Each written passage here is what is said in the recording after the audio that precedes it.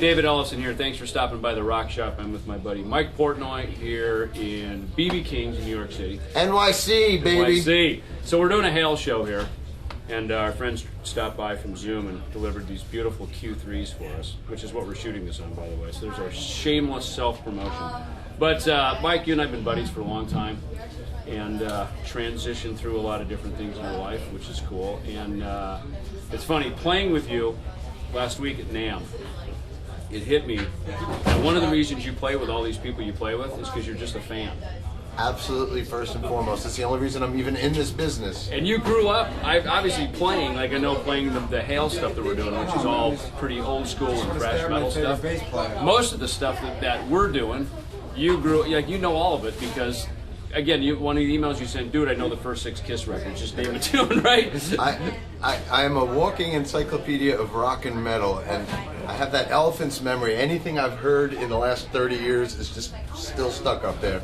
So something like this is a dream gig for me. A dream theater. Yeah. Yes. No pun intended. You know, and then also like I was looking at like the Liquid Tension stuff, right? And just a lot of these other tribute bands and things you do with your cover bands as well. Right. Yeah, it's cool to because for so many years I did original music that I kind of fell out of the cover thing, and now doing hail, kind of getting back involved in it again.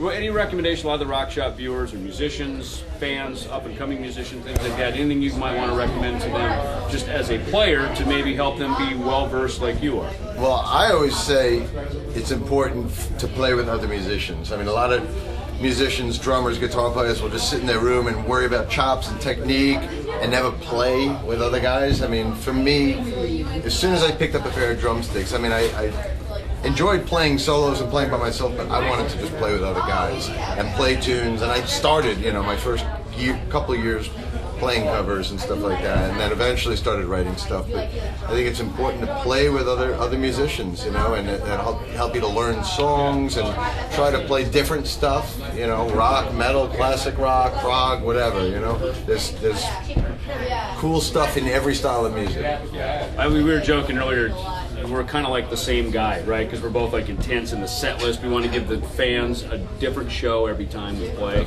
We obviously grew up listening to the same kind of music, you know, learning a lot of that same kind of stuff. So how do you find, well, obviously, look, at your level, obviously you find different types of musicians to play with, but as a kid growing up here on the East Coast, how did you find musicians to play with? It started in high school, in junior high school, just, you know, whoever else was playing.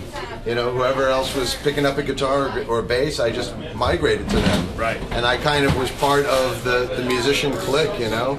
And then once I went away to college, within 2 weeks I met John Petrucci and John Mayung, and that was in Berkeley? Yeah, we've been together 25 years now since then. How long did you go to Berkeley?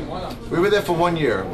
I met John and John within the first month of school, and we spent the whole year there just playing and forming Dream Theater and getting to know each other, and we haven't looked back since, and it's, you know, quarter of a century now. There it is. Nice. Awesome. Well, dude, you're a bro in metal. Yes. Check out the Merciful Fate shirt. Love that. So anyway, Mike Portnoy, David Ellefson, thanks for stopping by the Rock Shop.